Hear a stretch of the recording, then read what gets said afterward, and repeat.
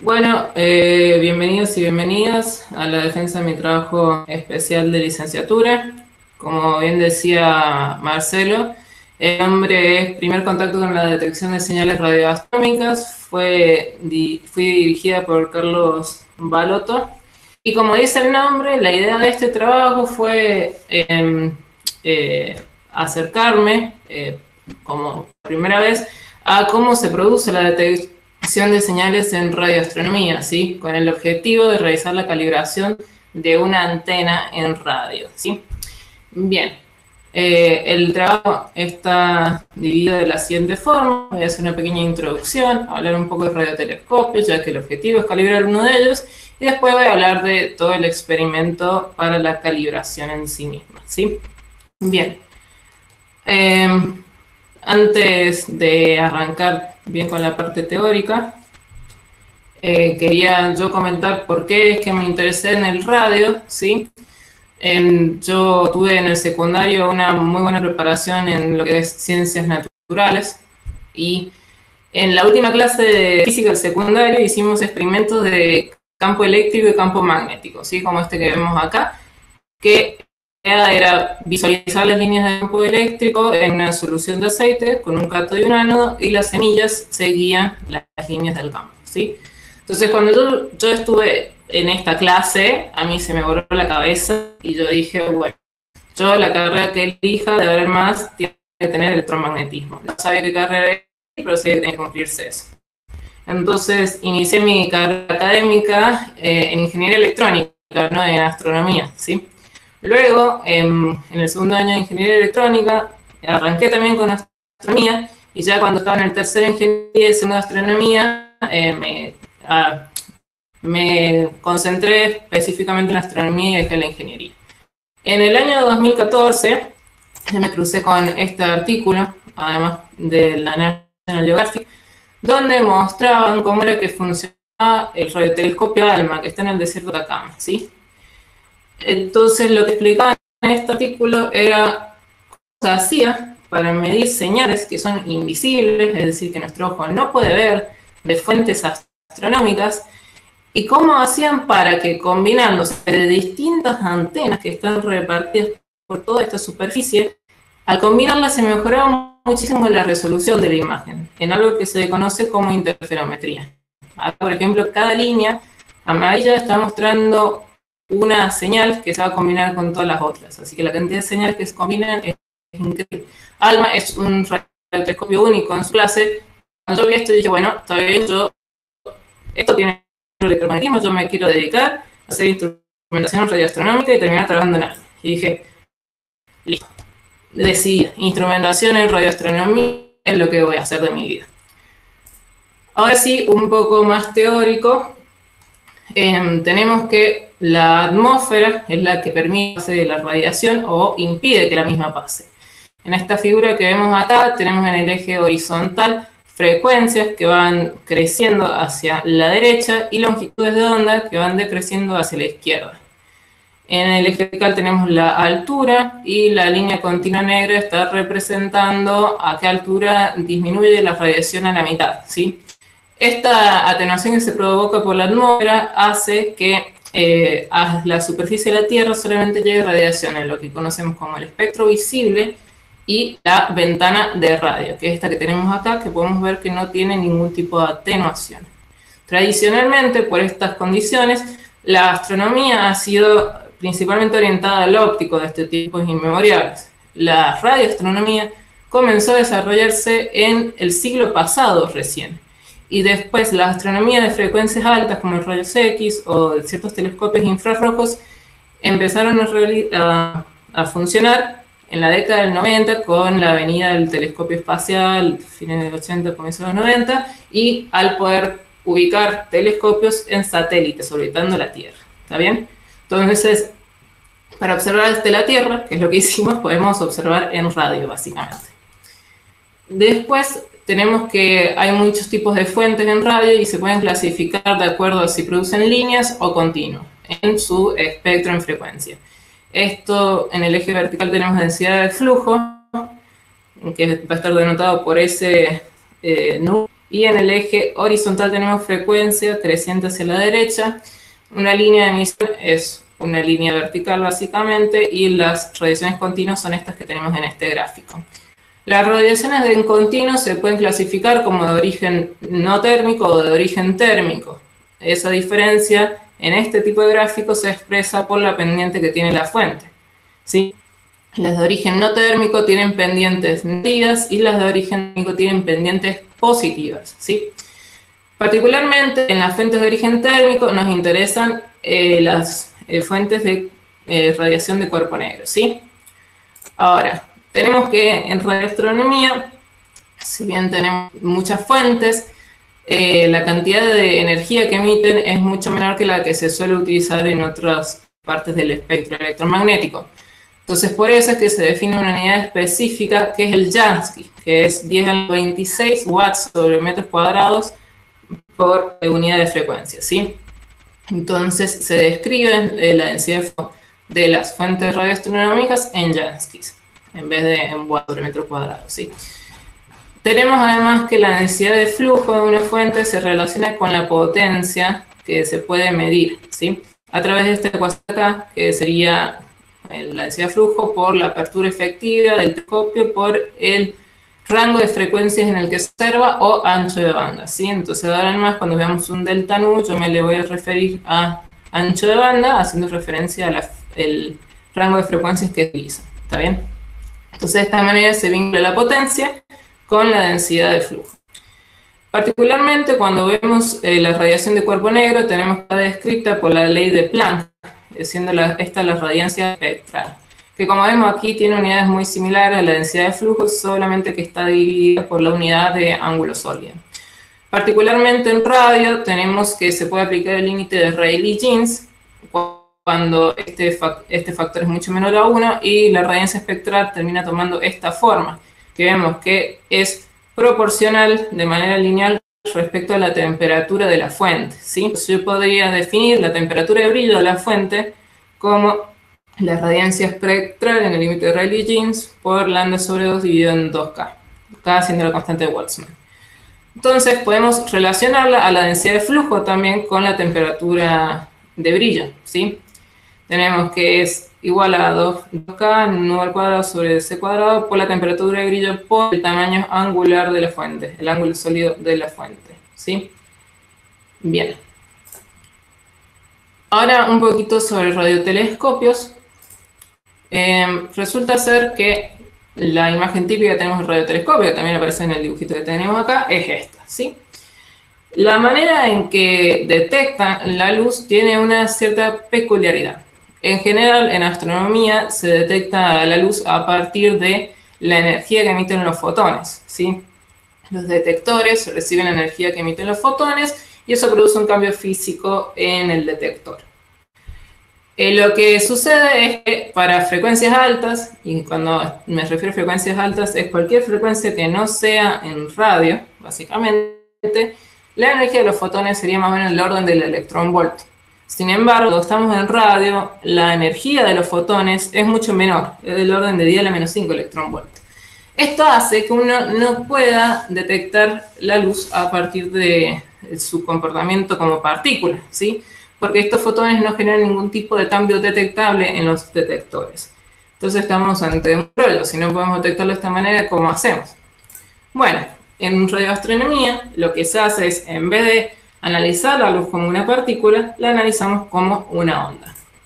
Entonces, con el comportamiento de la luz como una onda y con el procesamiento coherente de señales, es decir, con información de fases entre las, podemos detectarlas a la radiación a través de receptores heterodinos. Ahora, si yo les preguntara que me apunten a un radiotelescopio o a una antena, me señalarían toda esta figura sin dudarlo, ¿sí?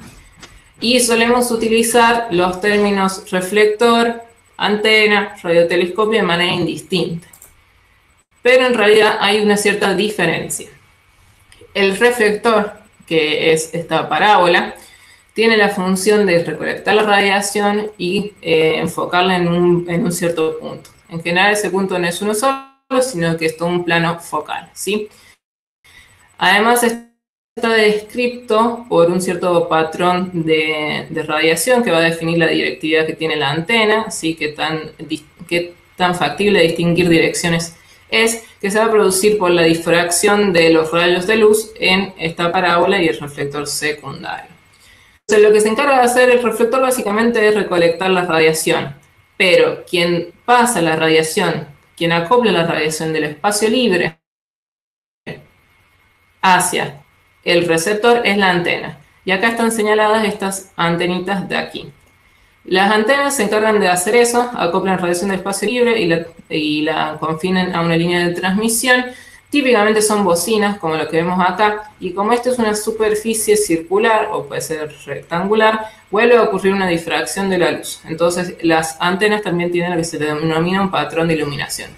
Acá están señaladas por números los distintos tipos de antenas, es decir, que este radiotelescopio tiene 8 antenas distintas.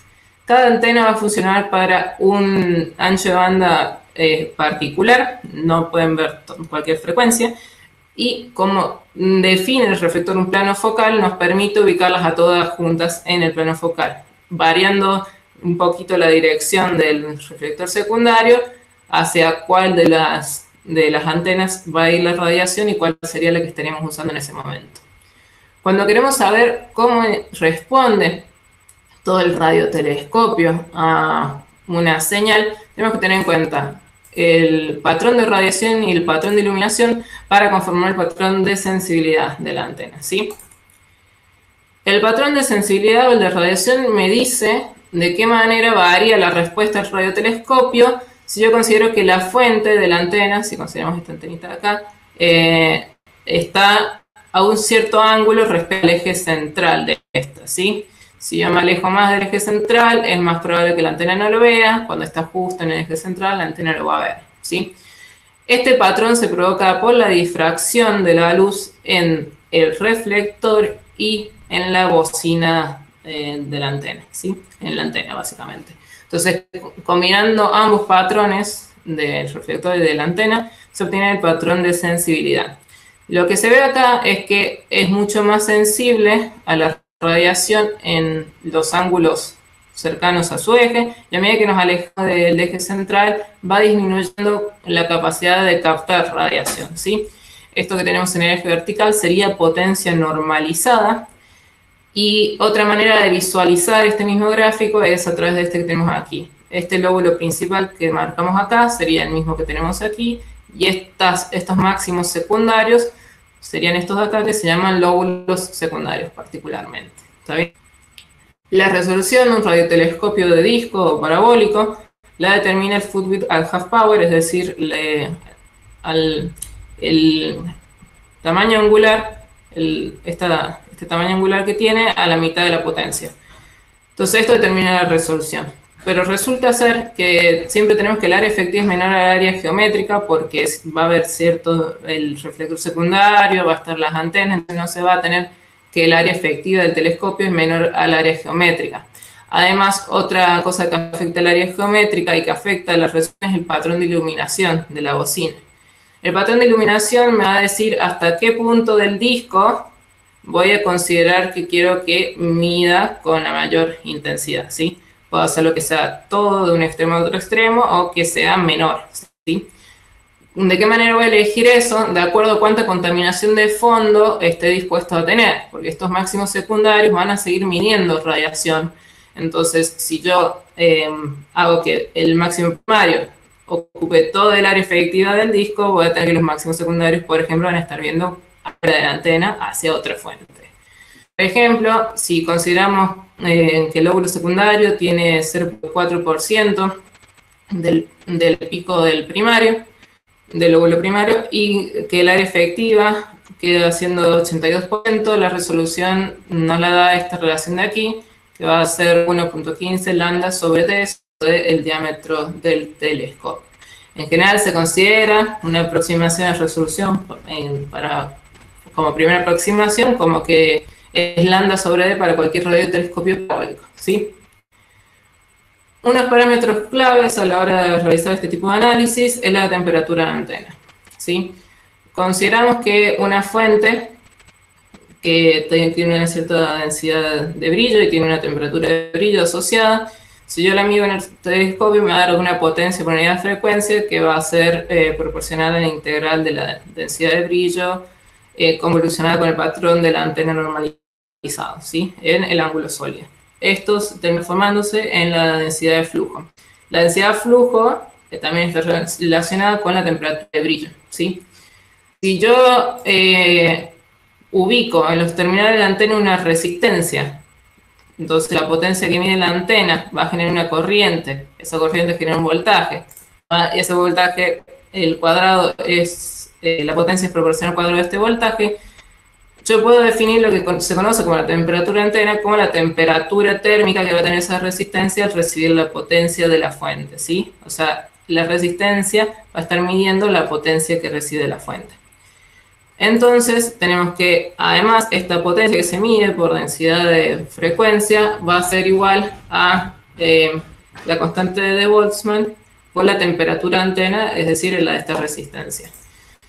Si yo integro en todas las frecuencias, tengo que la potencia total me queda la misma multiplicada por el ancho de banda. ¿Está bien?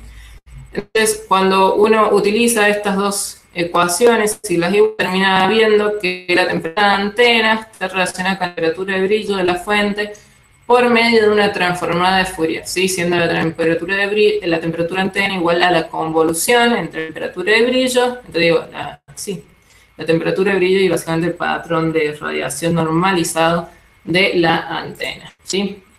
Bien. Los receptores heterodinos, que sería el compuesto del cual nos falta hablar, son quienes definen efectivamente el rango de frecuencias, es decir, el ancho de banda, el delta nu, que tanto venía hablando. Y son quienes van a provocar la señal que podemos grabar y que posteriormente podemos analizar. Se dividen principalmente en un front-end, que sería esta parte de aquí, y en un back-end.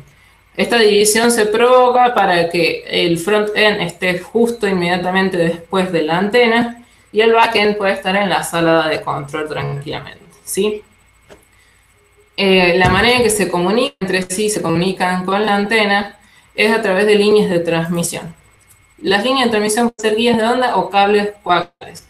¿Cuál es la diferencia entre uno y otro? Las guías de onda son más flexibles, al revés, los cables coaxiales son más flexibles, las guías de onda tienen un tamaño específico y eso impide que sean cómodos a la hora de poner un radiotelescopio. Entonces se suelen utilizar cables coaxiales teniendo la salvedad de que estos tienen pérdidas, es decir, perdemos parte de la señal por ahí. A la hora de ingresar, tenemos que las señales radioastronómicas son muy bajas. Entonces, para que los detectores la puedan realmente detectar, necesitamos amplificarla. Entonces, lo primero que se suele ubicar es un amplificador de radiofrecuencia, ¿sí? Este amplificador lo que hace básicamente es a la potencia que ingresa, la multiplica por un cierto factor y obtenemos una potencia con una amplitud más alta a la salida, ¿sí? Este factor por el cual multiplica se denomina la ganancia del amplificador. Además, se suele utilizar la ganancia en unidades de decibeles, siendo la ganancia en decibeles 10 por log en base 10 de ganancia definida anteriormente, ¿sí? Esto va a facilitar un cierto análisis que voy a mencionar posteriormente. A la salida del amplificador, lo que se hace es se mezcla la señal con una señal de una frecuencia un poquito más baja o similar que genera el oscilador local. Y la idea es que este mezclador va a transformar la señal de radiofrecuencia a una señal de frecuencia intermedia o IF, que va a ser más baja esta frecuencia intermedia. ¿Por qué? Por una cuestión de los componentes electrónicos que se utilizan después. Si las frecuencias son bajas, son más fáciles de construir, se tiene más control al respecto de ellos. Mientras la frecuencia sea más alta, es más difícil en toda la parte electrónica. Luego puede haber otro amplificador de frecuencia intermedia y en el backend lo primero que tenemos un filtro pasabanda, que es quien define el rango de frecuencias que estamos utilizando. Luego del filtro pasabanda, ahora sí tenemos el detector de ley cuadrática. Este detector lo que me genera va a ser una corriente que es proporcional al cuadrado del campo eléctrico de la señal y como genera una corriente puede definir un voltaje que va a ser proporcional proporcional a la potencia de la... Este alfa que tenemos acá sería la respuesta del detector a la señal entrante. Y eso es lo que uno caracteriza, básicamente. Después del detector, hay un filtro paso abajo y un amplificador que se encarga de convertir la señal analógica en una señal digital. Y ahí sí pasa a la computadora y podemos realizar todo el análisis correspondiente. Ahora, este trabajo especial se centró en un dipolo, ¿sí? El dipolo es la antena más simple por referencia, es la antena más simple, la antena que uno ve y que estudia, y es ligeramente distinta a las otras. La otra eran discos paráticos, es una varilla de metal que tiene una cierta longitud y un cierto diámetro y recibe la radiación que proviene de alguna fuente. Para determinar los parámetros en general de todas las antenas se utilizan o programas de simulación como Grasp o FECO, o se miden el campo eléctrico en campo cercano y campo lejano, haciendo mediciones en cámaras anecoicas, entre otras cosas. Entonces, no tenemos una cámara anecoica, así que esa no es la manera de que podemos realizar la obtención de parámetros, así que se suele usar los parámetros, los simuladores ante esa situación. La respuesta que tiene el dipolo a la radiación es muy distinta de la que tiene un disco parabólico, ¿sí? El patrón de radiación del dipolo tiene una forma de dona, ¿está bien? Como vemos acá, en el plano XY tiene forma de un círculo y en el plano XZ tiene forma de infinito. ¿Qué quiere decir este patrón de radiación? Significa que para el valor de potencia que me define esta superficie, yo no puedo distinguir de dónde proviene la radiación, porque un punto acá, este punto acá me genera el mismo valor de potencia que este aquí y que cualquier otro sobre esta superficie. Esto se traduce en que un dipolo no tiene directividad, salvo si estamos ubicando la fuente sobre el plano XY o si le estamos ubicando justo sobre el eje Z. Si estamos ubicándola justo en el eje Z, el dipolo no la ve a la fuente particularmente. Entonces, prácticamente no tienen ningún tipo de directividad los dipolos, ¿sí? Particularmente nos centramos en lo que son los dipolos de media onda, es decir, que el largo total es de largo de la mitad de la longitud de onda que uno quiere estudiar, ¿sí? Nosotros nos centramos en la frecuencia de 610 MHz, que se traduce en una longitud de onda de más o menos 50 centímetros. Entonces, en este concepto sería un largo total de 25 centímetros, ¿sí? Para este dipolo, su full width al half máximo es 78 grados, ¿está bien? Entonces, tenemos que se forma un ángulo muy grande en el cual puede pasar la fuente, y yo la voy a distinguir, pero también distingo todo lo que está dentro de ese ángulo, ¿sí? Entonces, esto también muestra que no tiene prácticamente directividad. Bien, voy a tomar un poquito de agua. Ahora sí, vamos a hablar más sobre el experimento en sí. Entonces, la idea del experimento es que tenemos una antena dipolar de media onda, vamos a tener un sistema receptor en 610 MHz y vamos a pasar lo que mide el sistema receptor a una computadora para digitalizarlos y analizarlos. En general, las calibraciones se suelen utilizar con fuentes conocidas, ya voy a entrarme más en eso, y una fuente conocida de preferencia es el Sol, ¿sí? Entonces, para usarlo como fuente tenemos que saber qué tipo de emisiones produce, así que voy a describir un poco y brevemente, en principio, su tipo de emisión. Bien, en este gráfico, que era el inicial que habíamos visto, tenemos que el Sol tiene estas dos curvas que lo caracterizan. Tiene lo que se llama el Sol quieto y el Sol activo. Esto va a depender de qué momento del ciclo solar estemos. Y como vemos, es la fuente con mayor densidad de flujo que tenemos en el cielo. Es tan alta su densidad de flujo que se define específicamente para él una unidad de densidad de flujo, que es Solar Flux Unit, que equivale a 10 a la 4 Janskis, ¿sí? Tenemos que la clasificación de las componentes se hace de acuerdo a la temporada en la cual varían, siendo las clasificaciones principales el Sol quieto, la componente básica y la componente variación lenta, ¿sí? El Sol quieto es estable, se encuentra emitido por todo el Sol en todo el espectro. La componente básica tiene un ciclo de variación de 11 años, va a tener un máximo y va a tener un mínimo. Y cuando tenemos el mínimo de esta componente básica, nos estamos encontrando en realidad con el Sol quieto. Entonces el Sol quieto sería un mínimo de la componente básica, ¿sí? Luego la componente de variación lenta tiene variaciones en temporales de meses a días y está asociada a regiones activas. Y las tormentas de ruido y los distintos tipos de bursts tienen variaciones más cortas, de días a horas y de minutos a segundos, y estas tres tipos de emisiones están asociadas a regiones activas, es decir, ocurren cuando hay actividad solar, entre otras parámetros, ¿sí? Este sería el espectro del Sol en longitud de onda. Tenemos acá marcada la longitud de onda de interés, y como vemos, está... tenemos que la componente básica del Sol tiene esta variación justo en su mínimo, sigue la curva inferior, y en su máximo sigue la curva superior. Y esta región de transición que está rayada va a depender, de acuerdo al momento en el ciclo en el que nos encontremos, qué valor de densidad de flujo es que tenemos. Entonces justo la longitud de onda que vamos a observar cae en esta región de transición, que particularmente también se corresponde con una región de transición entre la cromósfera y la corona, ¿sí? Tenemos que la cromósfera es esta superficie granulada del Sol que vemos aquí, y la corona sería como esa especie de nubecita que se genera. Entonces, la radiación en esta parte del espectro, en la cual nosotros vamos a estar observando, se genera por esa región de transición. Como vemos, también se superpone la componente de variación lenta, la componente S, a la variación de la componente básica.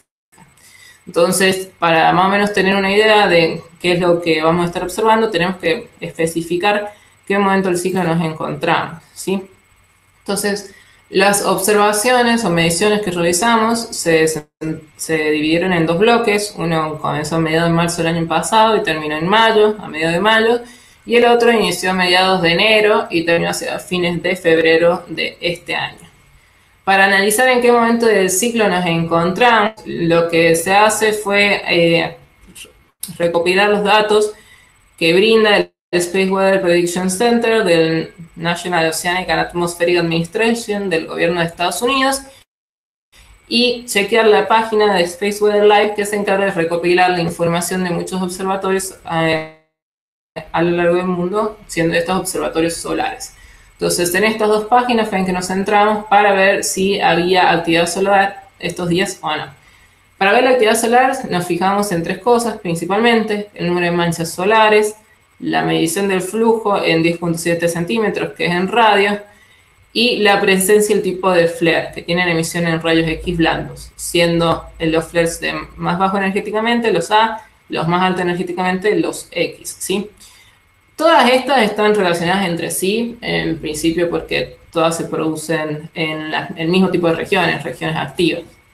Entonces, cuando vimos en qué momento del ciclo era que estábamos, el Space Weather Prediction Center provee este tipo de gráfico donde nos da el número de manchas solares, y acá vemos que 2020 y 2019 se encuentran en un momento mínimo del ciclo solar. Después lo chequeamos también con el Space Weather Center, que vemos en 10.7, el flujo en radio en 10.7 centímetros. Y acá también tenemos que en 2020 está en la región mínima, 2019 también. En el número de manchas solares también comprobamos lo mismo, 2020-2019. Y en la cantidad de flares emitidos, tenemos que 2019 tuvo pocos y 2020 prácticamente no ha medido ninguno, ¿sí? Entonces, concluimos que al momento de observar no hubo prácticamente actividad solar y estamos en un mínimo de la componente básica del Sol. Entonces la contribución principal va a ser provocada por el Sol quieto. Además, el flujo para 10.7 centímetros es mayor que el flujo para 50 centímetros de la imagen del espectro. Entonces tenemos de entrada límites entre los cuales va a variar el flujo en 50 centímetros, ¿sí? Teniendo un valor máximo 73.6 Solar Flux Unit. La componente S, que sería la otra que podía provocarse, más allá de que estemos en un mínimo del ciclo solar, se la estudia de acuerdo a la emisión en rayos X blandos, viendo qué tipo de rayos X hay, haciendo el seguimiento diario y teniendo en cuenta que los bursts y este tipo de variación este tipo de variación en particular tiene escalas temporales de meses a días, ¿sí? Entonces, si veíamos un fenómeno que variaba a lo largo del mismo día o a partir de ciertas horas, es poco probable que se relacionara a esto. Entonces, en general, como estamos en un mínimo de manchas solares, también deberíamos tener un mínimo de la componente S. La frecuencia que se eligió se eligió por ciertos motivos, pero les voy a explicar. Y la ventana que mostré inicialmente era una ventana ideal. Acá tengo más regiones donde se produce contaminación humana por las radios, la televisión, el Wi-Fi, el 4G, el 5G, el 3G, el 10G, todo lo que ustedes quieran, contamina la ventana en radio, ¿sí? Entonces tenemos que nos llegan señales en todo momento. Entonces la pregunta sería, bueno, ¿qué tan factible es observar en 610 MHz? Particularmente esa frecuencia cae justo en la banda que tenemos interferencias de radios y de televisión, ¿sí? Pero, sin embargo, tenemos que la British Astronomical Association define ciertas bandas internacionalmente, y entre ellas tenemos la 608-614 MHz. Entonces podemos preguntarnos qué es lo que ocurre en Argentina, y el ENACOM nos dice que la radio va desde los 800 hasta los 108 MHz aproximadamente, y de ahí empiezan los canales de televisión, donde tenemos que el canal 37 va de 608 a 614 MHz. Pero particularmente también describe que este canal está protegido y asociado específicamente a la radioastronomía, por lo que en principio no deberíamos de tener ningún problema para observar en esta frecuencia. Luego, el Radio Club Argentino, que estipula la reglamentación para el Radio Amadeus, estipula estas dos bandas de uso para Radio Amadeus. Entonces, en principio, no deberíamos tener ningún tipo de interferencia o una señal contaminante en esa frecuencia, ¿sí? Además, encontramos como antecedente que existe el monitoreo del flujo del Sol en ciertas frecuencias específicas, que es una red de radiotelescopios focalizada por el gobierno de Estados Unidos, que recopila la información de telescopios desde Australia hasta Canadá, entre otros lugares, ¿sí? Y una de las frecuencias típicas de monitoreo del flujo solar es la de 610 MHz. Entonces podemos usar estos datos de esta red de telescopios de manera de comparación o de manera de comparación con el flujo solar que nosotros utilizamos, ¿sí? Particularmente los datos para estos días que nosotros observamos fueron extraídos de los datos del Observatorio Lermont en Australia. Utilizar este tipo de datos para realizar observaciones de telescopios ya ha mostrado en Kuhn et al. En 2006 y en Keller et al. En 2005, ¿sí? Entonces, lo que nos queda para completar el análisis de la emisión del Sol es ver si hay una contraparte en rayos X para determinar si hubo un flare o no, y en todo caso observar un aumento en el flujo de potencia y poder asociarlo correctamente a este. Entonces, de los datos que extrajimos del Spare Weather Live, de Space Weather, tenemos que para todos estos días del primer bloque de mediciones existió la presencia de flares ahí clasificados, y para el segundo bloque de mediciones tuvieron solamente 2 días. Además, tenemos los flujos observados por el Lermont Observatory para el primer bloque de mediciones y para el segundo bloque de mediciones también, ¿sí? Entonces, de esta manera, tenemos los datos comparativos para realizar la calibración en sí. Ahora, la pregunta es cómo es que realizamos las calibraciones y por qué es que tenemos que calibrar básicamente. Bien, resulta ser que la cantidad que nosotros vamos a medir va a ser una cierta potencia. Y la potencia, como había dicho antes, está asociada con la temperatura de la antena. Y la cantidad que queremos es vincular con la temperatura de brillo de la fuente, ¿sí? Nótese que la potencia es una magnitud física que medimos nosotros en el extremo de la antena. Se relaciona además con la densidad de flujo, que está asociada a la fuente, pero también está afectada por la emisión y que llegó hasta acá, el área efectiva del telescopio, entre otras cosas, es decir, está afectada por cuestiones de la medición, pero la densidad de flujo está asociada a una cantidad física, que es la temperatura de brillo, que es intrínseca de la fuente. Es decir, midiendo una potencia, yo puedo tener información de algo que es de la fuente. Entonces, ¿cuál es el problema? que la temperatura de antena no la conocemos, ¿sí? Entonces yo quiero tener la temperatura de antena para vincularlo con temperatura de brillo, pero no la conozco. Entonces, ¿por qué no la conozco? Resulta ser que esta temperatura de antena sería la, como describimos, la temperatura de una resistencia que mide la misma potencia que está midiendo esta antena X. Ahora, la señal que sale de la antena pasa por todos estos elementos. Todos estos elementos son reales, no son ideales, y provocan ruido. Esos ruidos que están provocando se les puede asociar una cierta temperatura de ruido. Entonces, a esta temperatura de antena se le van sumando todas estas otras temperaturas que me provocan estos elementos. Además, si bien el amplificador es un elemento típico que me va a ampliar la amplitud de la señal, hay elementos como el mezclador que van a disminuir la amplitud de la señal. Entonces tenemos que vamos a tener elementos con ganancia mayor a 1, que significa una amplificación, y elementos con ganancia menor a 1, que significa una pérdida, ¿sí? Ahora, la temperatura de ruido de todo el sistema se la obtiene a través de este tipo de ecuación, que va a ser la temperatura del primer elemento, en este caso el amplificador, la temperatura del segundo dividido por la ganancia del primero, la temperatura del tercero dividido por la ganancia del primero y la ganancia del segundo, y la ganancia total va a ser la multiplicación de cada una de las ganancias de los elementos, ¿sí? Como vemos en esta ecuación, tenemos que el primer elemento va a ser el más importante. ¿Por qué? Porque si tenemos que la ganancia del amplificador me va a disminuir la temperatura de todos los otros elementos y cada vez voy a tener temperaturas menores. Entonces yo podría aproximar la temperatura de ruido por la temperatura del amplificador. Entonces lo que se quiere es que la temperatura del amplificador sea lo menor posible. Particularmente los amplificadores tienen ruido térmico, es decir, que son sensibles a la temperatura. Entonces lo que uno va a querer va a ser disminuir la temperatura del amplificador, así tenemos la menor cantidad de ruido posible. Además tenemos que algo de contribución del cielo va a existir. Entonces terminamos definiendo la temperatura del sistema como la temperatura de ruido del receptor más la temperatura del cielo.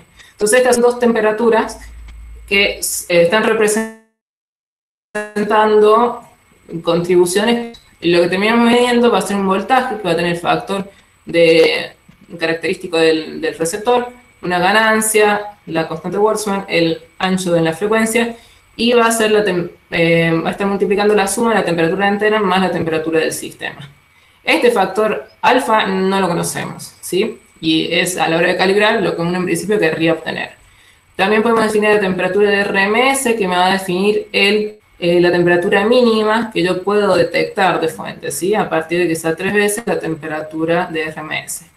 Esta es proporcional a la temperatura del sistema, ¿sí? Pero es inversamente proporcional a la raíz cuadrada del ancho de banda y el tiempo de integración, es decir, durante cuánto tiempo se midió potencia para obtener un valor de potencia. Y esta es la cantidad de contribuciones de potencia que estamos considerando, ¿sí? Entonces, ¿cómo obtenemos la temperatura de antena? Lo que se hace habitualmente es lo que se denomina como Dicke switching, y se mide la fuente y una región del cielo cercana sin ella. Entonces definimos un voltaje on y un voltaje off. Y esto es lo que deberíamos obtener, el valor del receptor y la ganancia del mismo. La temperatura de antena en este caso se define como la temperatura on menos la temperatura off, la diferencia entre ambas. Entonces, la calibración, lo que se hace es se calibra la temperatura del sistema y luego se obtiene la temperatura de la antena. Para calibrar la temperatura del sistema, se usa una fuente de ruido que va a ser un diodo que es conocido y se conoce su temperatura cuando el mismo está encendido y cuando el mismo está apagado. Entonces se mide diodo encendido, diodo apagado y obtenemos la temperatura del sistema a partir de las mediciones del voltaje y de la temperatura del diodo prendido. Y ahí, una vez hecho eso, obtenemos la temperatura de antena en función de la temperatura del sistema. Hay otro método que para obtener la temperatura del sistema es usar dos fuentes de ruido conocidas en vez de un diodo encendido y otro apagado. Entonces una va a ser la fuente caliente y la otra va a ser la fuente fría. Y utilizando ambas obtenemos la temperatura del sistema. Definimos el factor I como la fracción de la potencia de la fuente caliente sobre la potencia de la fuente fría. También está relacionado con las temperaturas y la forma en que se vincula este factor con la temperatura del sistema es mediante esta ecuación que tenemos aquí, que sería la temperatura de la fuente caliente menos el factor I por la temperatura de la fuente fría dividida en el factor I menos 1. Estas dos temperaturas, la caliente y la fría, las conocemos porque son dos fuentes de ruido conocidas. Entonces de esa manera podemos tener la temperatura del sistema utilizando nuevamente este expresión del lado tenemos ahí la temperatura de antena, ¿sí? Ahora sí, la metodología, usando el método de factor I de calibración para nuestro experimento. Bien, como dijimos, tenemos antena dipolar, un sistema receptor y una computadora. En realidad, nosotros tuvimos dos sistemas de receptor distintos, es decir, tratamos de calibrar dos sistemas de receptor distintos que nacieron en dos contextos distintos, particularmente. La metodología a seguir era, primero hay que definir una frecuencia, la frecuencia se define por el antecedente de desarrollo de un sistema de adquisición de datos, es decir, de almacenamiento de los datos de un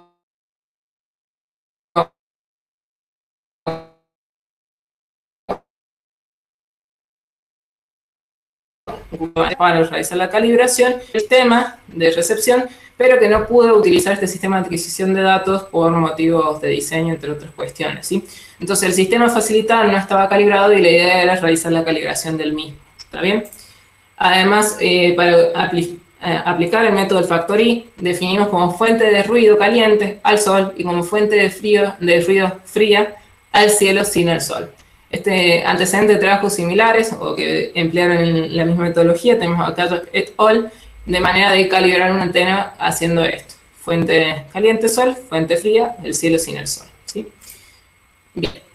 Entonces, para el método del factor I, la fuente caliente es, como dije, el sol con una temperatura aproximada de 13.000 kelvins para esta frecuencia, y la fuente fría, el cielo sin sol, con una temperatura de más o menos 6 kelvins, ¿sí? Entonces uno tiene la potencia para el cielo frío, la potencia para el sol, que va a ser la del cielo frío más la emisión en el sol, y el factor I se puede escribir de esta manera y nos termina quedando que lo que termina va a ser la ganancia máxima de la antena dividido por la temperatura del sistema, que va a ser el factor I menos 1 multiplicado por estos factores que conocemos y que la densidad de flujo la podemos extraer de los datos del observatorio de Edmonton en Australia. Entonces, estos datos extraídos de este observatorio son sumamente importantes para poder conllevar la calibración a su finalización y calibrar el radiotelescopio. Ahora, teníamos el tema de que vamos a usar un dipolo y como yo dije, no tienen prácticamente directividad. Además, contamos con una antena fija, es decir, no la podíamos mover, y por eso mismo la orientamos hacia la eclíptica todo el tiempo y hacia el norte. Es decir, estaba mirando hacia la trayectoria del Sol a lo largo del día, pero viendo hacia el norte, de manera tal de tenerla en posición para el mediodía, que estuviera justo en el ángulo del dipolo. El método del factor I, la pregunta sería, bueno, si no tiene directividad y si el cielo en el horizonte, el sol va, el dipolo va a ver al sol, ¿cómo hacemos para definir la fuente caliente y la fuente fría? Si siempre que esté el sol por encima del horizonte lo va a ver. Entonces lo que se plantea en este caso es que la fuente fría del cielo sin sol va a ser antes del amanecer y después de la puesta del sol. Entonces en estos dos momentos del día es que mediríamos la fuente fría. Y la fuente caliente la podemos ir midiendo a lo largo del día y debe ser más o menos constante de la potencia que se mide, ¿sí? Entonces esto sería lo que queremos ver de cómo varía la potencia en función del tiempo a lo largo de un día, ¿sí? Entonces, en estas mediciones de aquí, tomaríamos la fuente fría y acá tomaríamos el valor de la fuente caliente para aplicar el método del factor I. Bien, ahora voy a escribir bloque 1 de mediciones, cómo fue y sus resultados. La antena dipolar con la que contábamos, en este caso, tenía un largo total de 0.45 lambda, que era 22.37 centímetros. Es ligeramente menor a la mitad. El sistema receptor contaba con un sintonizador de televisión y un cable que iba de la antena de más o menos 5 metros. Y el sintonizador de televisión realmente tiene todo lo que mencionamos que tiene que tener un front-end. La salida es una señal de frecuencia intermedia en 45.75 MHz y con un ancho de banda de 7 MHz, ¿sí? Este sistema receptor se medía el voltaje con un osciloscopio y acá se grababan los puntos necesarios y luego se pasó a una computadora. El osciloscopio se encargaba de tomar muestras de la señal en 45.75 MHz cada pico segundo, es decir, cada 10 a la menos 9 segundos. tomaba datos durante un tiempo de 4 microsegundos. Es decir, en este tiempo total tomaba 4000 pares tiempo de voltaje. Cada archivo de estos se graba en formato .csv y se graba cada 30 segundos en un tiempo total de 5 a 7 horas de medición los días que observamos. Y se generaban alrededor de 60 megabytes de datos, ¿sí? La idea era que comprobada la señal en 45.75 MHz, pasáramos a obtener la potencia o voltaje en función del tiempo, pero solamente habiendo comprobado esa señal en 45.75 MHz. Entonces la idea es, yo te extraigo los datos, que son pares tiempo versus voltaje. Esto va a ser una señal ruidosa que va a contar con ruido y con la señal del sol en 45.75 MHz, y yo me quiero quedar con esta. Le hago la transformada de Fourier al voltaje en función del tiempo, distingo la señal aquí, en esa frecuencia que yo quiero, y luego uso un filtro pasabanda para eliminar contribuciones del ruido, ahí transformo el voltaje y obtengo el voltaje en función del tiempo que yo quería ver, la variación que mencionamos antes. Integro lo elevo al cuadrado y lo integro, y ahí obtengo la potencia en función del tiempo, ¿sí? Para esto desarrollé un programa en Jupyter que se encargaba de extraer los datos, visualizarlo y la parte crucial, hacer el análisis en la frecuencia a ver si teníamos señal o no, ¿sí?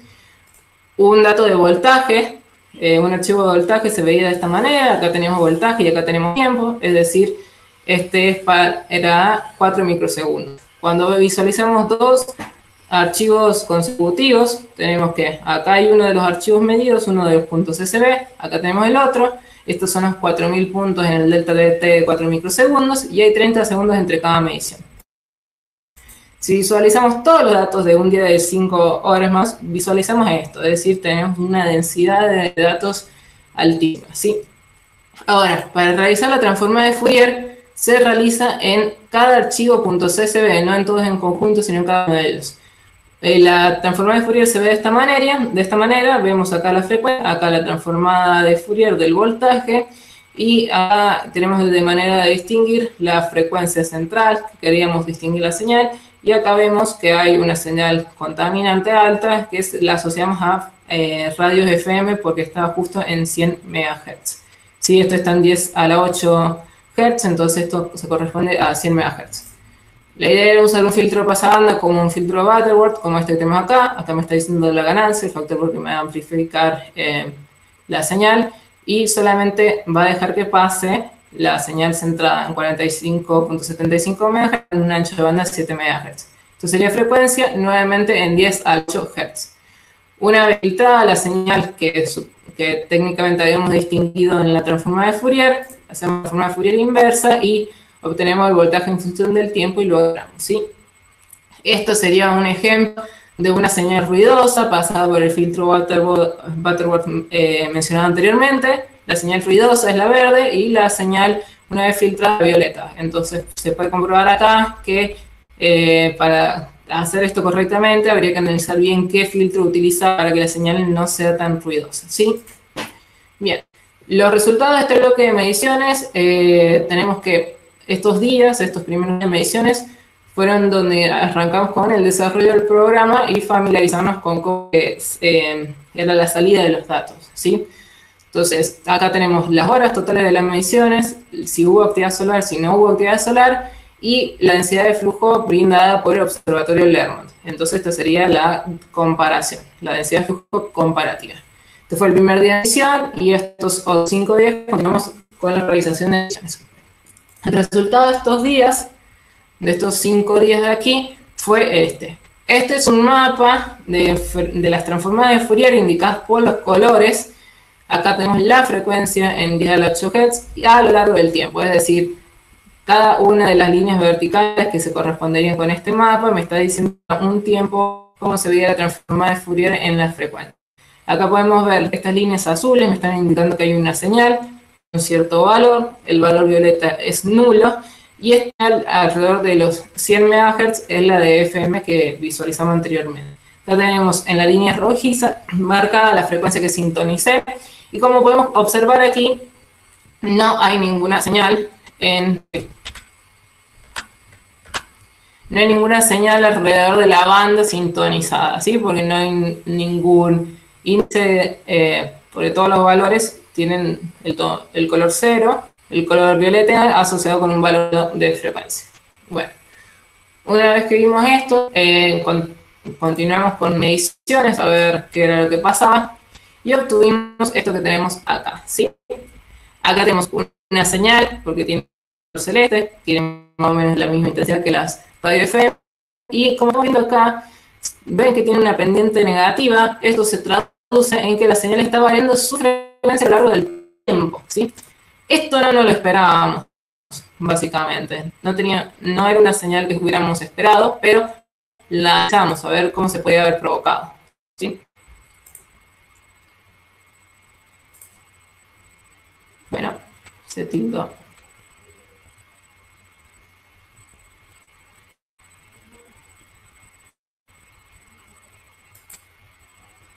Bien. Esa señal que veía en el tiempo, si la visualizamos de manera de GIF, podemos ver acá que comienza alrededor de 50 MHz. Pasando el tiempo se va trasladando hacia los 40 MHz. Ahí podemos ver cómo se va trasladando hacia frecuencias menores. Acá tenemos la señal de la radio, marcada a los 100 MHz en la línea vertical verde, ¿sí? Entonces, esta señal que iba variando su frecuencia podría haber quizás sido provocada por algún tipo de radiación del sol. Entonces analizamos, ¿hubo algún tipo de evento solar? ¿Qué tipo de solar debería haber provocado ese tipo de emisión? Para variación en minutos o horas se asocia a tormentas de ruido, que es un tipo de actividad solar. Pero acá vemos que hubieron solamente un día, que fue la medición que tuvo este mismo tipo de señal, y además hubo actividad solar. Los otros 2 días pues, observamos esta señal, no hubo actividad solar. Entonces concluimos que esta señal era una radiointerferencia y la denominamos el caminante. Después hubieron 2 días que el modo de adquisición de datos del osciloscopio fue mal configurado y no pudimos obtener los datos que habíamos medido estos 2 días.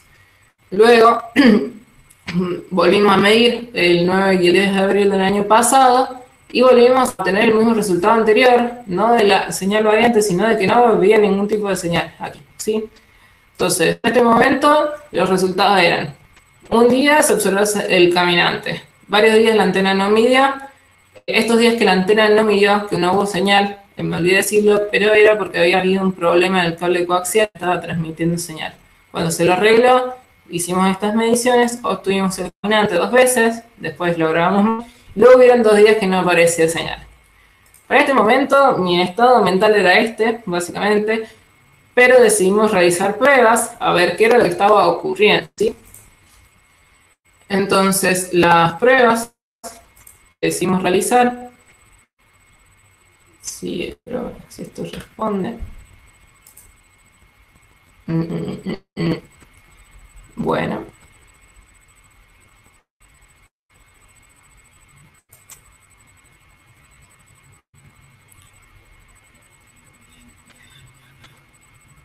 Bueno, se volvió a trabar la presentación.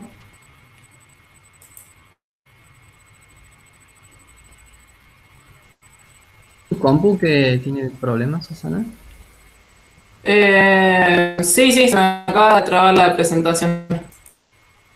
¿Venía un video o algún GIF o algo después? Sí, venían 3 GIF. Ah, ahí está. Bien. Las pruebas que hicimos fueron de 3 tipos. Uno fue sin la antena, que fue el 16 GIF, que tuvimos este tipo de resultado. Bueno, acá hay un GIF, si se verá. Pero la idea era que no obtuvimos ninguna señal en este rango de frecuencia que está marcado con las líneas verticales violetas, que era del rango sintonizado. No se observó ninguna señal ahí. Luego, vimos la orientación de la antena, estaba orientada hacia el norte, como dije anteriormente, hacia la eclíptica, y la giramos hacia el sur, a ver si identificábamos alguna RFI distinta que quizás sea el caminante, o que si observamos el caminante con más intensidad, para más o menos ver si hacia el sur había más radiointerferencia o no. Tampoco observamos ningún tipo de señal.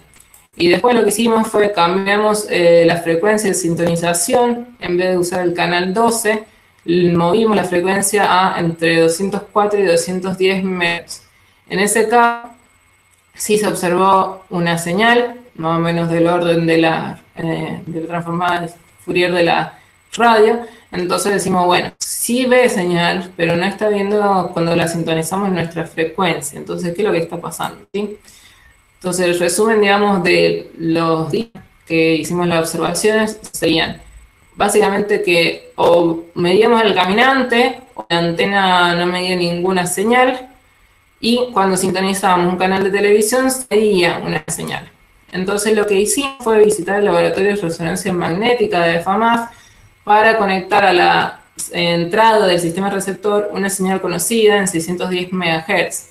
Lo que fue que todavía no estaba encendido el generador de onda y ya había una señal. Eso significaba que el sistema estaba amplificando fluidos, ¿sí? Entonces, había un problema en cuestiones de aislación del sistema que sintonizaba cualquier ruido y es probable que se haya perdido señal. Estaba amplificando una señal que no queríamos en vez de la señal que sí queríamos, ¿sí?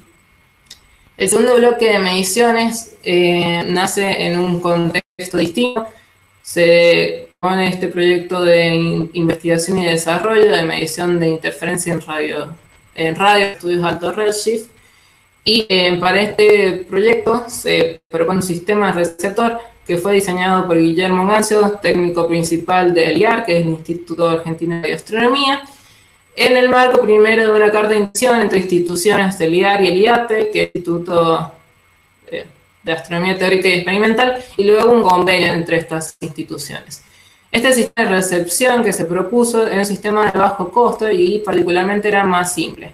El mismo consistía en un amplificador y un RTLSR conectados a través de líneas de emisiones o cables coaxiales, y la salida del RTLSR era directamente la salida digital que iba hacia la computadora.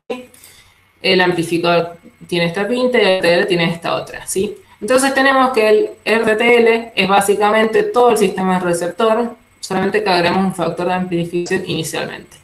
Entonces nuestro segundo sistema de receptor se centró en utilizar este sistema, calibrarlo para este proyecto utilizando la antena dipolar para 610 MHz.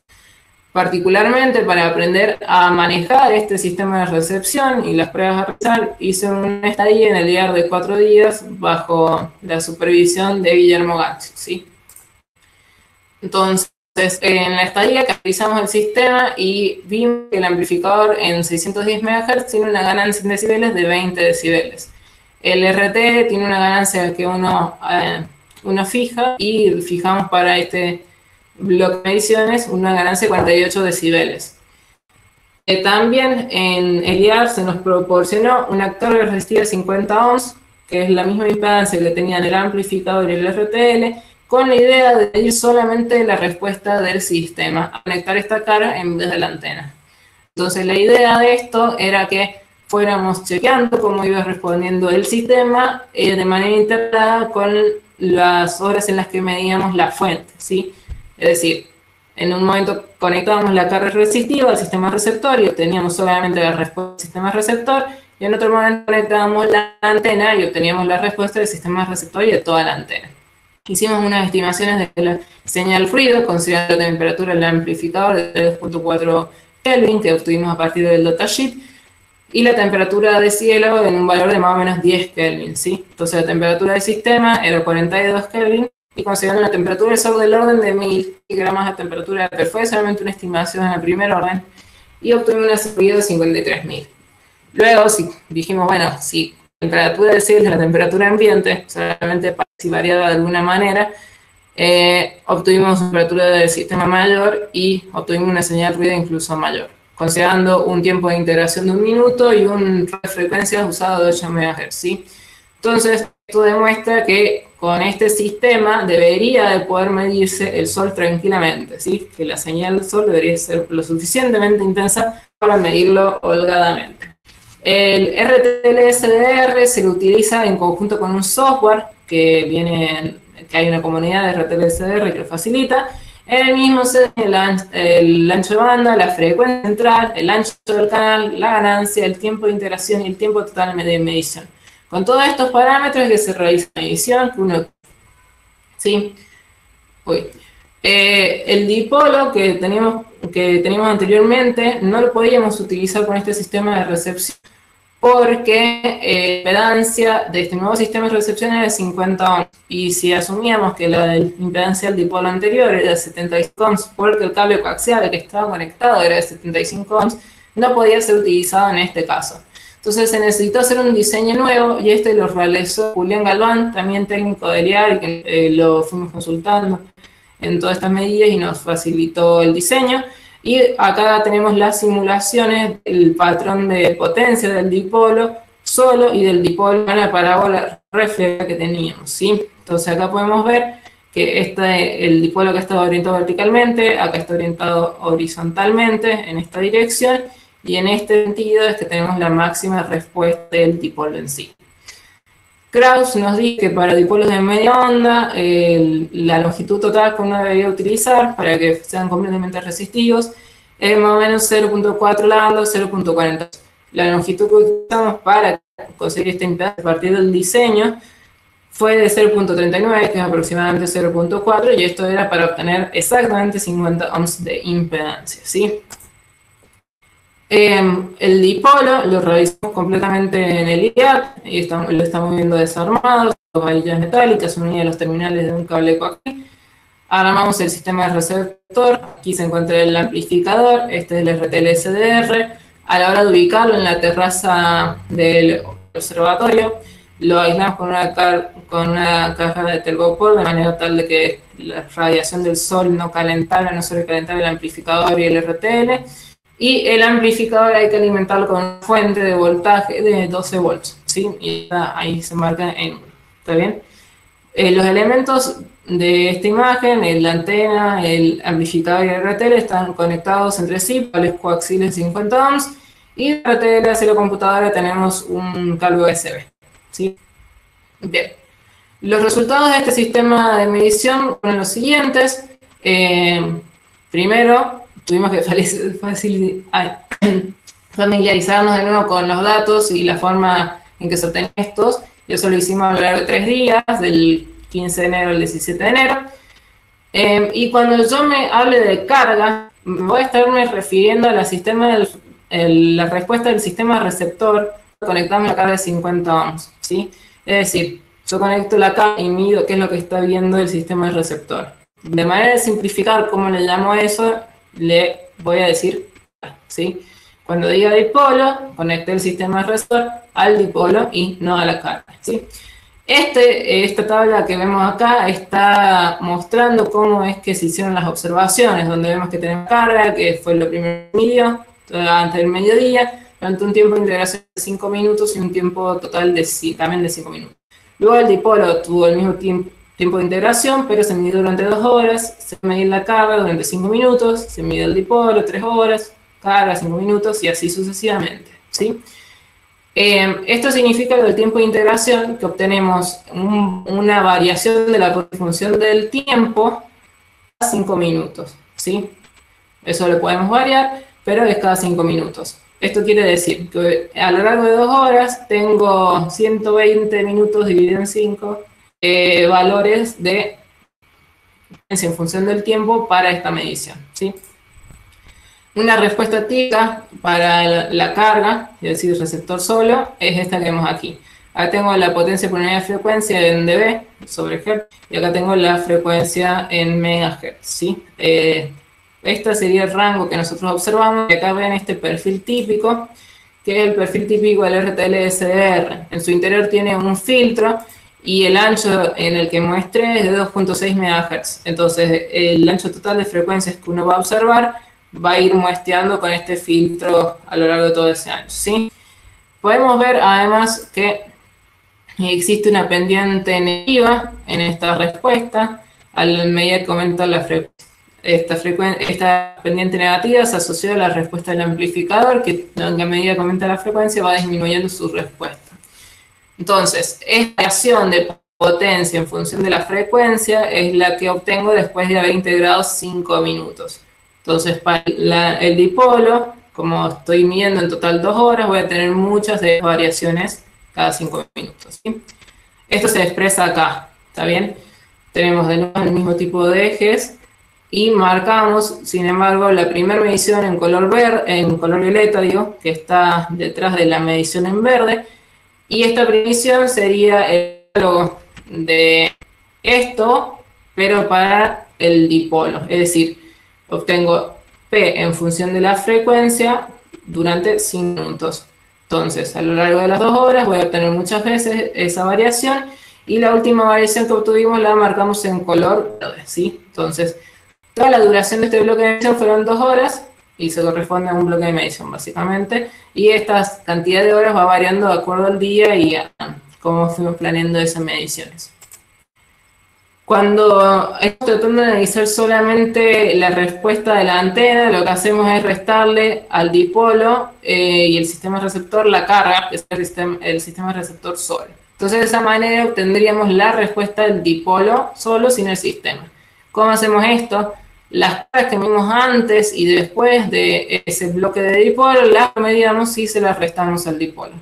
Acá lo que estamos viendo es cada bloque de medición con todos sus funciones de potencia en función de la frecuencia medidas, están identificadas con un mismo color, ¿sí? Entonces acá identificamos en rojo, por ejemplo, todo el bloque que arrancó a las 21 horas. Y vemos que se suponen entre sí la respuesta para cada uno de esos 5 minutos a lo largo de esas 2 horas que se han medido, y se superponen entre bloques de medición también. Vemos que hay una venta acá positiva, como estuvimos restando esta carga, podemos asumir que esto es por la resta que hicimos de la pendiente negativa del amplificador, y lo que sí vemos es que dentro de los 2.6 MHz que se corresponden al filtro del SDR, hay una pendiente negativa. Esto lo definimos o nos referimos a él como un serrucho. Entonces, habiendo esa potencia en función de frecuencia, procedimos a integrar la potencia del dipolo solo. Esto sería lo que nosotros queríamos. Potencia en función del tiempo. Arrancamos las mediciones a partir del mediodía, entonces la idea es que cuando se pusiera el sol, la potencia disminuiría. Esto fue lo que obtuvimos, ¿sí? Esto es potencia integrada, entonces esta sería potencia en dB, dividido en los scans que están representando los valores de potencia a medida que fue pasando el tiempo. Los colores me están representando cada bloque de mediciones, es decir, cada bloque de 2 horas o tirada de mediciones que hicimos. Acá en esta línea vertical verde estoy representando en qué momento es que ocurrió mediodía, acá en qué momento es que se puso el sol, y podemos ver que antes y después del mediodía son los valores que tienen menor potencia.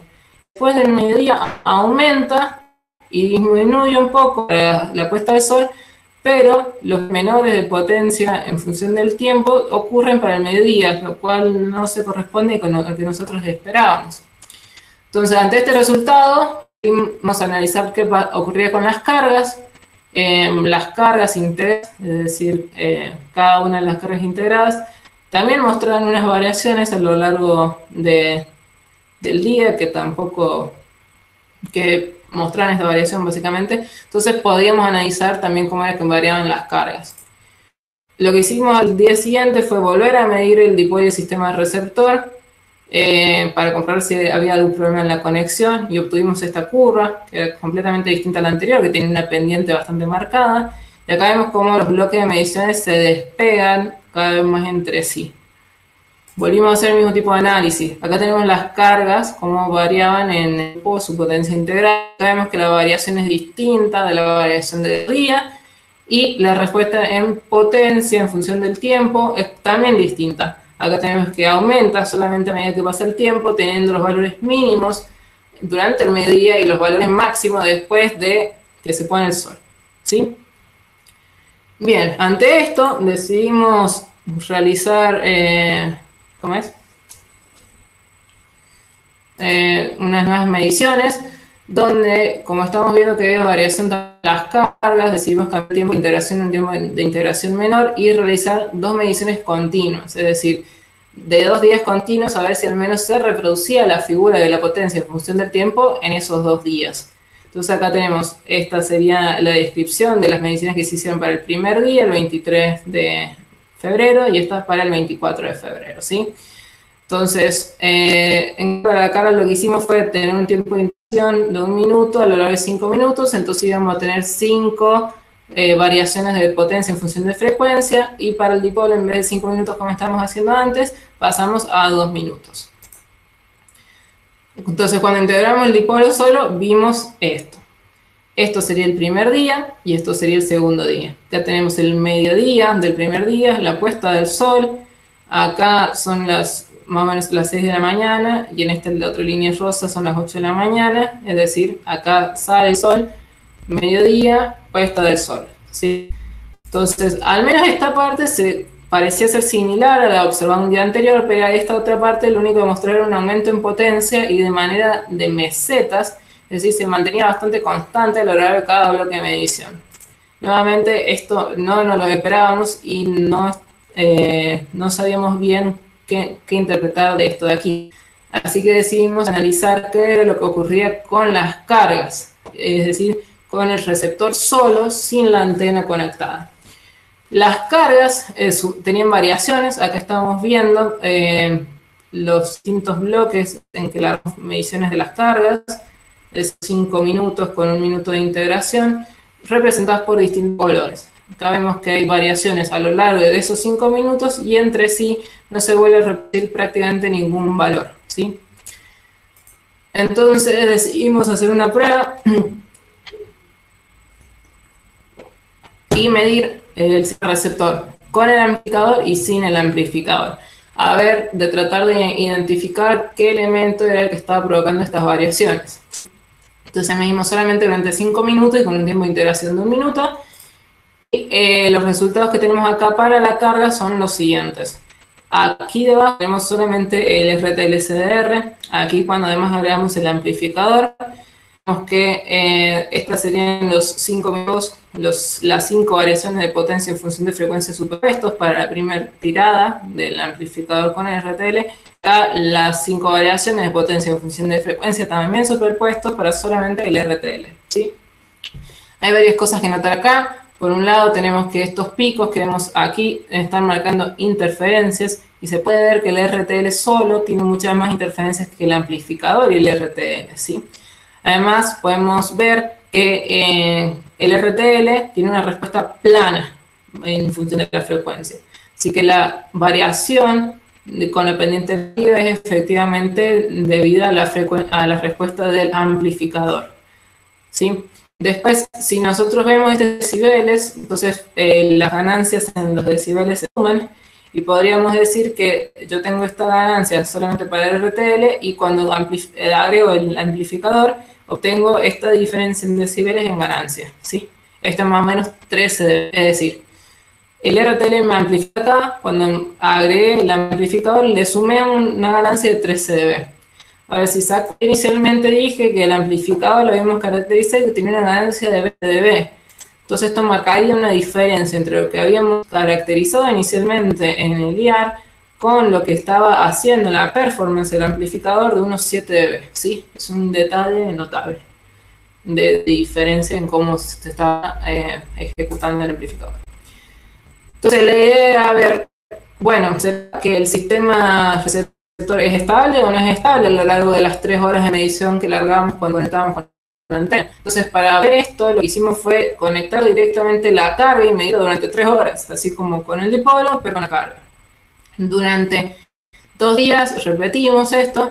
El primer día solamente hicimos una medición de 3 horas, y el segundo día ya hicimos una medición de 9 horas en total, ¿sí? Acá la variación, esta es potencia integrada en función de escala o de tiempo, me está representando el tiempo que va pasando, para solamente el sistema del receptor. La variación amarilla que vemos aquí es a lo largo de 3 horas para el primer día, el 29. Acá la variación verde y la roja y la celeste son las variaciones consecutivas de la carga para este día, para el 30. Entonces lo que estamos viendo acá es que no parece ser estable el sistema. Puede ser que esta variación, este hecho de que no sea estable, sea lo que estaba provocando una variación en la potencia que estábamos midiendo, ¿sí? Bueno. Bien.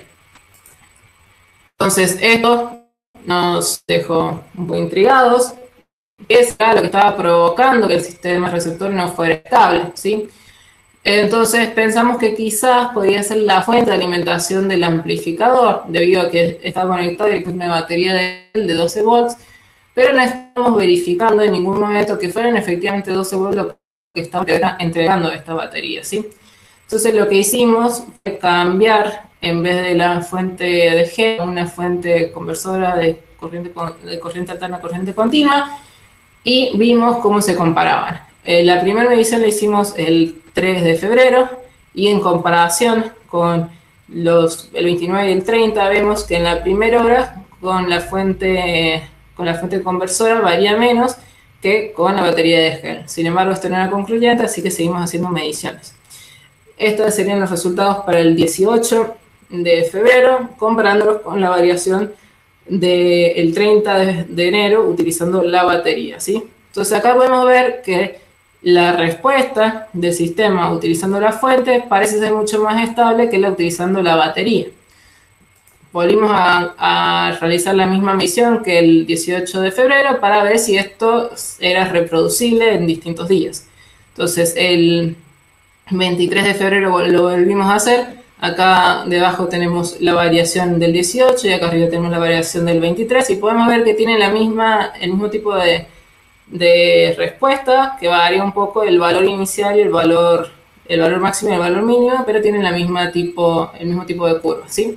Entonces, habiendo visto esto y ya conclusión de que con la fuente era más estable, dijimos, bueno, realicemos mediciones con la fuente. Entonces nos mandamos a realizar la medición con la fuente el 24 de febrero, antes de que amaneciera, desde las 7 menos 10, hasta después de que anocheciera. Y lo que obtuvimos era esto, ¿sí? Entonces tenemos que esto es después de que amanece, antes del mediodía, después del mediodía, esto es hasta las 8:44 y esto es ya todo de noche. Entonces volvimos a no tener lo que esperábamos, no se reproducía la figura que queríamos y decidimos que necesitábamos realizar este tipo de pruebas que no podíamos realizar en ese momento porque no contábamos con instrumental para hacerlo, ¿sí? Entonces este sería el último resultado. Entonces las conclusiones serían, por un lado, cierto este trabajo, la idea de realizar el proceso de calibración de un radiotelescopio simple y siendo un primer contacto con el instrumental en radio y el primer trabajo de su tipo en PAC, hemos aprendido un montón en todo este proceso, nos hemos familiarizado con toda esta idea, así que ese objetivo de familiarizarse se cumplió. La idea era la calibración de dos sistemas distintos. Para el primer sistema receptor encontramos que era mucho más complejo que el segundo. Eso dificultaba el estudio de cómo era la respuesta de cada elemento y de identificar elementos problemáticos en todo caso. El sistema nos dejó en claro que a la hora de identificar una señal, sí o sí hay que identificar un espacio de Fourier de la potencia, no en el espacio de base temporal porque tenemos señales ruidosas. Entonces, sí o sí, antes de tener una señal hay que identificar que es específicamente para la frecuencia que uno lo sintonizó. Podemos decir que no obtuvimos ninguna señal de la que queríamos medir y esta no obtención de la señal propusimos distintos posibles factores que hayan involucrado, que se haya perdido a lo largo del sistema, que la adaptación entre el polo y el cable coaxil de la impedancia no haya sido la correcta. El cable coaxil era también muy largo, era 5 metros. Eso puede haber influido de que se haya perdido mucha señal. Y además habíamos comprobado que el sistema estaba amplificando cualquier señal cuando fuimos al laboratorio de resonancia magnética. Entonces puede ser que no amplificando la señal que queríamos y sí cualquier otra señal, y por eso era que veíamos las radios y otras señales contaminantes, pero no la señal que queríamos en sí. El segundo sistema de receptor fue mucho más simple. Esto facilitó identificar, por un lado, cómo respondía cada elemento, y además identificar la existencia de la señal fue mucho más fácil porque directamente este sistema nos brindaba la potencia en función de frecuencia. No podemos decir que hubo actividad solar que influenciara en las mediciones y que alguna de las variaciones que vimos se debiera a la actividad solar, los 2 días que hubo actividad solar para este sistema receptor, uno no lo utilizamos para identificar la potencia, el otro no se correspondía con las variaciones que se estaban observando, ¿sí? Lo que comprobamos fue que la respuesta de este sistema receptor variaba a lo largo de la frecuencia y del tiempo, y que la variación de la frecuencia o en el tiempo que estamos observando, creemos que es responsable el sistema receptor en sí, no tanto la antena, o que estemos apuntando al sol, o que sea, o que es en realidad una variación que podemos decir, o una señal distinta, rara, sino que se debe de ver a cómo está respondiendo el sistema en sí, y responsable de por qué es que está respondiendo de esta manera rara, o por qué es que tenemos esa curvatura. Pensamos que puede ser porque no desafectamos correctamente el dipolo de cómo es que responde el receptor. Entonces esa respuesta que habíamos hecho promediando la carga anterior y posterior no era realmente representativa de cómo era que variaba la respuesta del tema receptor a lo largo del tiempo, ¿sí? Entonces, en ese sentido, podemos decir que se podría tratar de hacer un ajuste de la respuesta en función del tiempo del sistema, para tratar de desafectar la potencia en función del tiempo que medimos con la antena. Además, identificamos que la alimentación del amplificador es algo que hay que analizar, en el sentido de que con la batería veíamos que era muchísimo más, era mucho más inestable que con la fuente de conversión de corriente continua, alterna continua, ¿sí? Además, también otra nota es que esa variación en ganancia que tenía el amplificador también puede ser que se deba a que el amplificador no está funcionando bien. Para analizarlo tenemos que desarmar el sistema, y eso está dentro de lo que queremos hacer del trabajo futuro, de analizar, de ver bien cómo es que está funcionando el amplificador, si está funcionando bien o si no está funcionando bien. Son elementos muy sensibles, entonces quizás por una mala manipulación haya dejado de funcionar bien y se haya traducido en, por un lado, que no responde de manera estable, y además en la pérdida de ganancia que había mencionado anteriormente, ¿sí? Entonces, a trabajo futuro queremos describir correctamente la respuesta en el tiempo del sistema receptor. Para eso, si hacemos un ajuste, necesitamos hacer un análisis más estadístico de que efectivamente esa respuesta con la fuente es más estable y se mantiene en el tiempo. Analizar bien el amplificador y luego identificar bien qué fuente más idónea para alimentar el amplificador, ¿sí?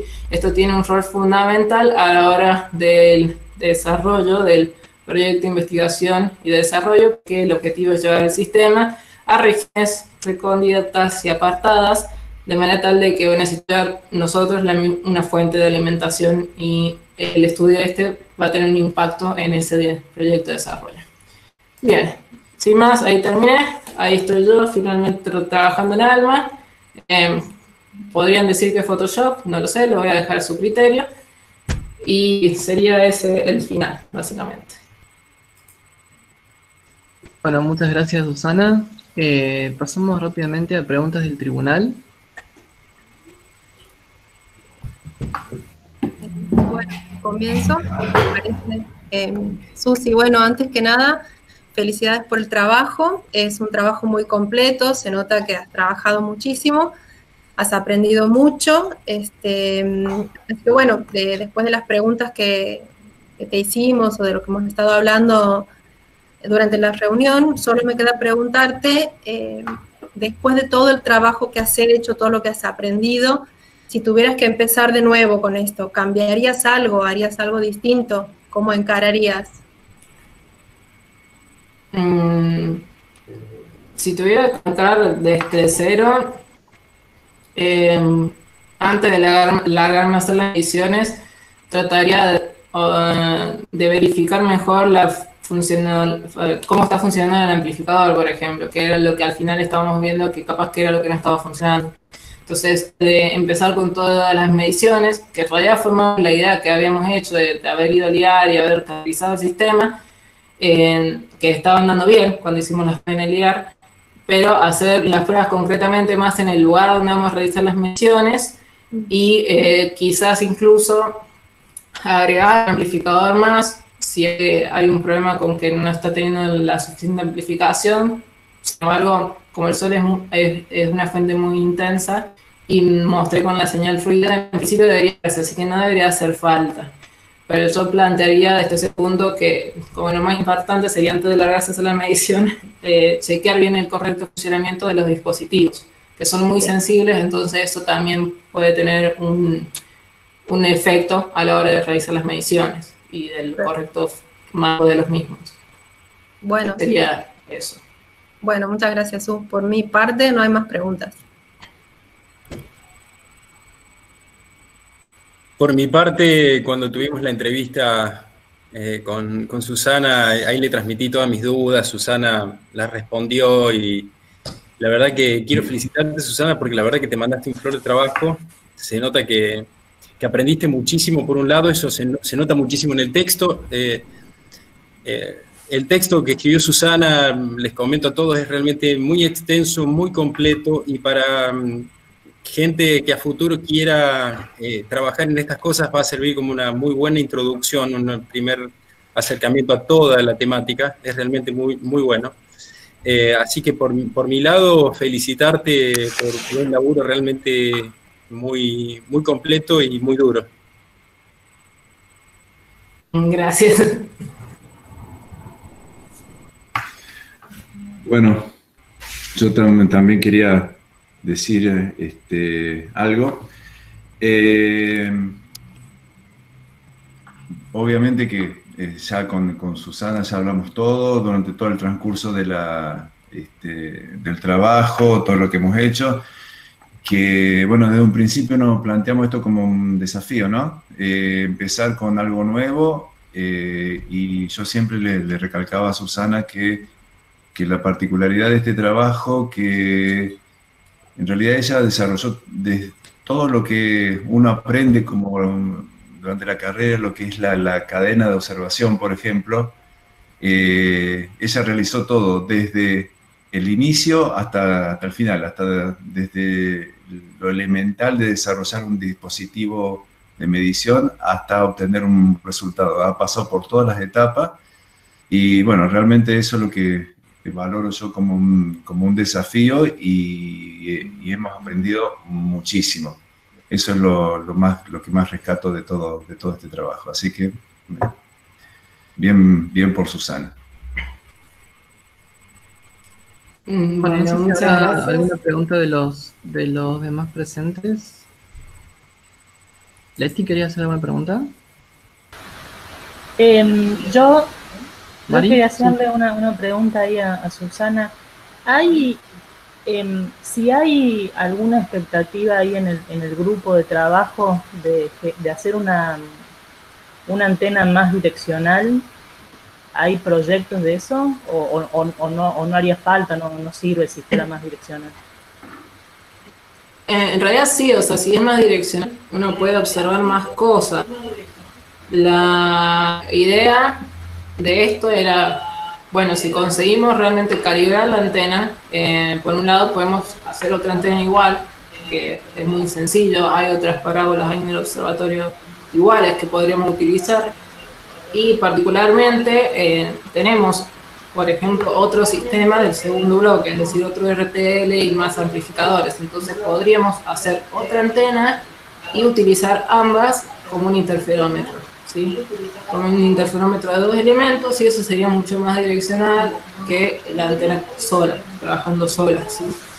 Además, o sea, en todo esto, en la idea de, con la finalización de la calibración del sistema en sí, podríamos probar conectando otras antenas, una antena de televisión, una antena de DirecTV, y esas van a tener más dirección, ¿sí? Pero digamos que el puntapié sería completar la calibración de ese sistema. Entonces la idea está, pero tenemos que seguir trabajando al respecto. Dale, gracias. Bien, gracias. ¿Alguna pregunta más? Si no, pasamos entonces a que el tribunal informe sobre la evaluación del trabajo.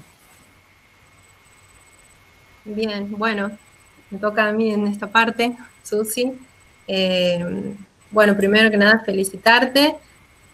Realmente es un gran trabajo. Y para contarle a la gente que está aquí, bueno, los miembros del tribunal nos hemos juntado con Susana previamente, hemos hablado con ella sobre el trabajo, ella nos ha contestado preguntas, también ha aceptado bien todas nuestras sugerencias. Así que bueno, estamos todos muy contentos con el trabajo que ella ha realizado y consideramos que es un trabajo innovador, que excede ampliamente los objetivos que se proponen para un trabajo de licenciatura y que además va sentando las bases para nuevos trabajos. Así que bueno, es un trabajo excelente y todos estamos de acuerdo en que el trabajo está aprobado con la máxima nota. Te felicito, Susi. Así que bueno, todos también podemos felicitar a la nueva licenciada en astronomía. Bien, Susi.